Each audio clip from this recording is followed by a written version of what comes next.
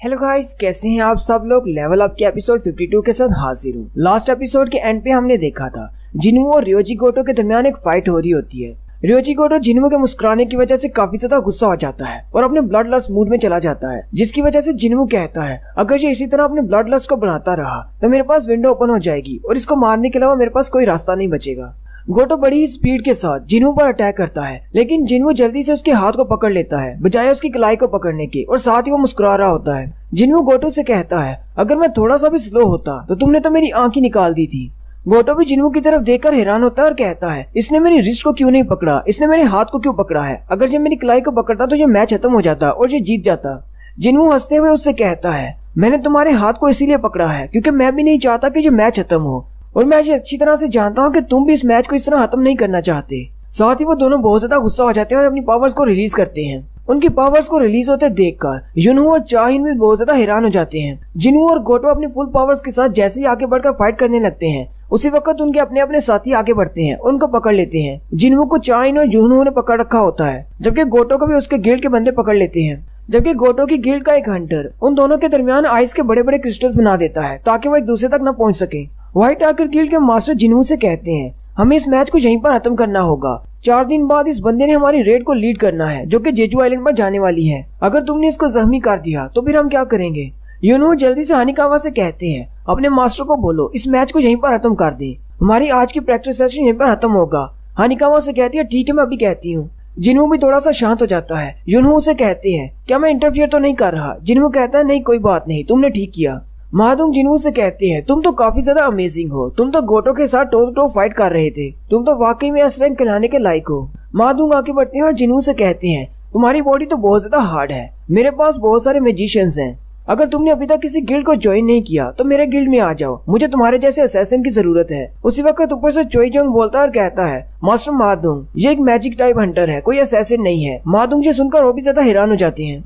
जिन्वू सोच रहा होता है अब तो मुझे सबका पता चल चुका है कि यहाँ पर जितने भी एस रैंक के हंटर्स हैं उनकी स्ट्रेंथ कितनी है, और साथ ही वो कहता है मुझे एक और बात का पता चला है, यहाँ पर जितने भी हाई लेवल के एस रैंक के हंटर्स हैं उनको अभी तक ये नहीं पता चला कि उनके शैडोज में मेरे शैडोज हैं, यानी उनके शैडोज में मेरे शैडो सोल्जर्स हैं, लेकिन वो अभी तक उनको सेंस नहीं कर पाए। जिन्वू कहता है चलो बाकी सब की तो हैर है, गोटो रियोजी भी अभी तक सेंस नहीं कर पाया कि उसके शैडो में मेरे शैडो सोल्जर्स छुपे हुए हैं। जिन्वू चेयरमैन गन ही से कहता है आपने मुझसे पूछा था कि क्या मैं जेजू आइलैंड की रेड में हिस्सा लेना चाहता हूँ या नहीं, तो मैं अभी आपको अपना फैसला सुनाता हूँ। यहाँ पर जिन्वू के फैसले के बारे में नहीं बताते, लेकिन जिन्वू उनके साथ रेड में नहीं जा रहा। जबकि उसी वक्त रियोजी गोटो का चेहरा दिखाते हैं जो कि पसीने से तरबतर होता है और वो बहुत ज्यादा परेशान होता है क्योंकि उसने जिन्वू की पावर्स देखी हैं। नेक्स्ट सीन फिर से व्हाइट टाइगर गिल्ड की बिल्डिंग का होता है।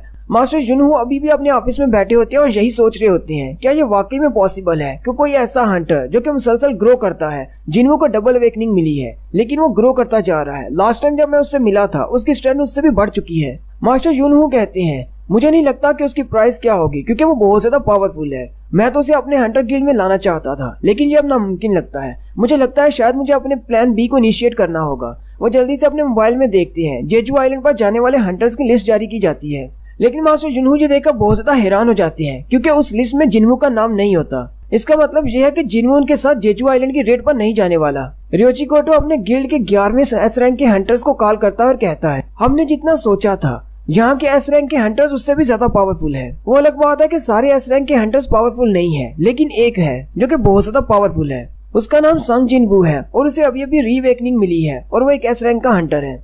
सुकीमोटो उसे कहते हैं लेकिन ये तो बहुत ही अजीब बात है, मेरे पास जो हंटर्स की लिस्ट आई है उसमें किसी संग जिनवू का नाम नहीं है। रियोजी गोटो से कहता है किस लिस्ट की बात कर रहे हो। सुकीमोटो से कहता है मैं उस लिस्ट की बात कर रहा हूँ, उन सारे हंटर्स की लिस्ट जो कि जेजू आइलैंड की रेड में हिस्सा लेने वाले हैं। कोरिया की तरफ से सिर्फ 6 ही हंटर हिस्सा लेंगे, उस लिस्ट में कहीं भी संग जिनवू का नाम नहीं है। रियोजी गोटो से कहते हैं लेकिन ऐसा कैसे हो सकता है, चेयरमैन गोगानी को उसे साथ भेजना चाहिए। सुकीमोटो से कहते हैं कोई बात नहीं, वैसे भी हमारे पास 16 एस रैंक के हंटर्स हैं, कोई मुश्किल नहीं होगी, तुम लोग बस वहाँ पर जाने की तैयारी करो। नेक्स्ट सीन जेजू आइलैंड का होता है जहाँ पर चिंडियो के नेस्ट के अंदर दिखाया जाता है। चिंडियो की क्वीन कह रही होती है हमें इस आइलैंड को छोड़ना होगा। यहाँ पर मेरे बच्चों के लिए ज्यादा खाना नहीं है। मेरे बच्चों ने अब एक दूसरों को खाना शुरू कर दिया है। यहाँ पर मेरे बच्चों के लिए बिल्कुल भी खाना नहीं बचा। हमें यहाँ से बाहर निकलना होगा। ऐसा आखिर कब तक चलेगा? मुझे एक स्ट्रॉन्ग सोल्जर की जरूरत है। वहीं पर उसके बहुत सारे एग्स में से एक बड़ा सा एग होता है जिसके अंदर एक बड़ी सी चूंटी होती है। क्वीन उस एग की तरफ देख रही होती है और कहती है, मुझे एक अल्टीमेट सोल्जर की जरूरत है जो कि मेरे बच्चों को लीड कर सके। अगर मेरे बच्चों को यहाँ पर जिंदा रहना है तो हमें इंसानों के दिल में होप पैदा करना होगा। हमें उन्हें डरा कर रखना होगा, वरना हमें मारने के लिए फिर से आएंगे जैसे कि वो हर बार आते हैं। हमें बहुत ज्यादा स्ट्रॉन्ग बनना होगा। और उसी वक्त दिखाते हैं उस बड़े से एग में से एक चूंटी बाहर निकलती है और वो अपनी पावर को रिलीज करती है जो कि बहुत ज्यादा पावरफुल है।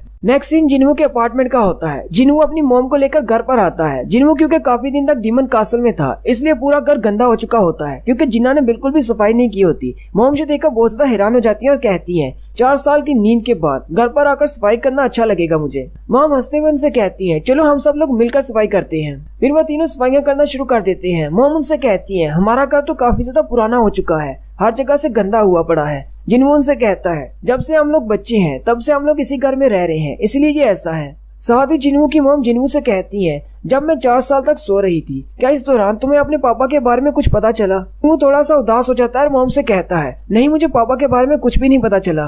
जिन्हू साथ ही सोच रहा होता है, अगर मॉम को इस बारे में पता चल जाए कि मैं भी एक हंटर हूँ और अपनी डैड की तरह का ही काम कर रहा हूँ तो क्या मॉम उसके लिए भी बहुत ज्यादा उदास हो जाएंगी। जिन्हू कहता है, हम लोग सिर्फ अपने डैड की वजह से इस घर को छोड़कर नहीं जा रहे। यहाँ पर हमारे डैड की बहुत सारी यादें हैं। हालांकि अब मैं एक एस रैंक का हंटर हूँ, मैं इतना ज्यादा पैसा कमाता हूँ कि मैं अपने लिए एक नया घर खरीद सकता हूँ। हम लोग इसी घर में रुकना चाहते हैं क्योंकि मॉम को लगता है कि डैड इसी घर में वापस आएंगे। साथ ही जिन्हू कहता है, इसलिए मैं जेजू आइलैंड की रेड पर नहीं गया क्योंकि मेरी मॉम अभी अभी जागी है और उन्हें मेरी जरूरत है। मैं इस घर को छोड़कर नहीं जा सकता। जिन्हू कहता है, हालांकि जेजू आइलैंड पर एंट्स बहुत ज्यादा म्यूटेंट होती जा रही है और उनकी एवोल्यूशन बढ़ती जा रही है।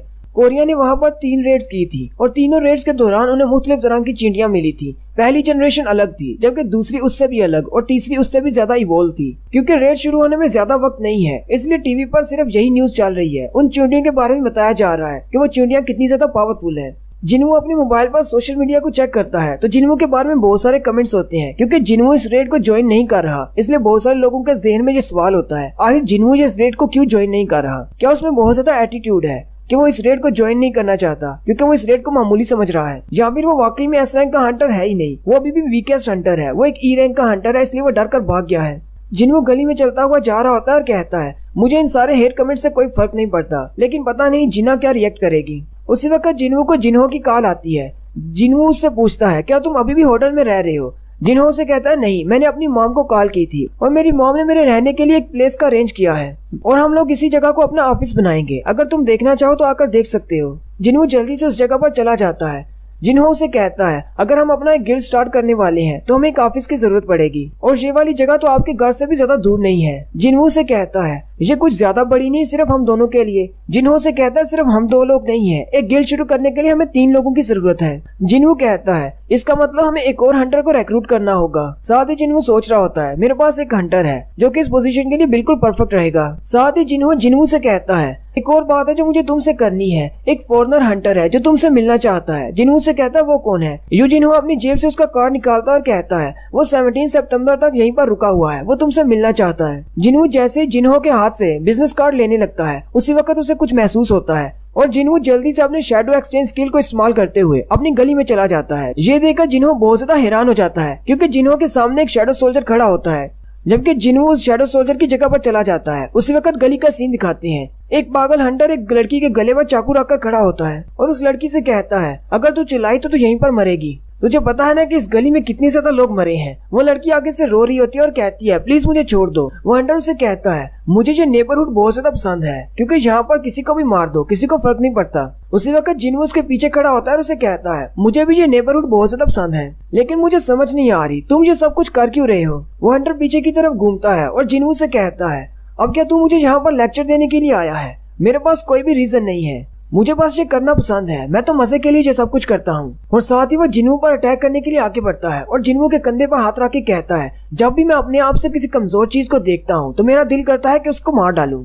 लेकिन जिन्हो भी उसे कहता है, मुझे तुम्हारी बात की समझ आ रही है। वो हंटर बहुत ज्यादा घबरा जाता है क्योंकि अपना नाइफ उसने जिन्हो के सीने पर लगाया होता है, लेकिन वो अंदर दंस ही नहीं रहा होता। जिन्हो की बॉडी इतनी ज्यादा हार्ड है। उसी वक्त पलक झपकने की स्पीड में जिन्हों उसी के नाइफ से उसकी बॉडी पर बहुत सारे कट लगाता है, जबकि उसके पाँव के टेंडेंट्स को भी काट देता है। वो नीचे गिरकर चिल्लाना शुरू कर देता है। जिन्हों उस हंटर से कहता है, आज आधी रात होने से पहले अपने आप को पुलिस के हवाले कर दो अगर तुम जिंदा रहना चाहती हो। वहीं पर जिन्हों अपने एक ऑर्क शैडो को निकालता है और कहता है, अगर ये 12 बजे से पहले अपने आप को पुलिस के हवाले नहीं करता तो इसे मार डालना। साथ ही जिन्हों पीछे की तरफ मुड़ जाता है और कहता है, पता नहीं मेरे शैडो सोल्जर के पास इतनी अक्ल होगी या नहीं, कहीं वो 12 बजे से पहले इसको मार ना दे। फिर जिन्हों वापस अपने घर की तरफ चल पड़ता है और कहता है, कल जेजू आइलैंड की रेड स्टार्ट होने वाली है। और अब हम लोग नेक्स्ट एपिसोड में जेजू आइलैंड की रेड देखेंगे कि 16 एस रैंक के हंटर्स जेजू आइलैंड पर जाकर क्या करने वाले हैं। यहीं पर हमारी एपिसोड 52 का एंड होता है। एक्सप्लेनेशन अच्छी लगी हो तो कमेंट करके जरूर बताएं। चैनल को सब्सक्राइब कर दें, वीडियो को लाइक और शेयर कर दें।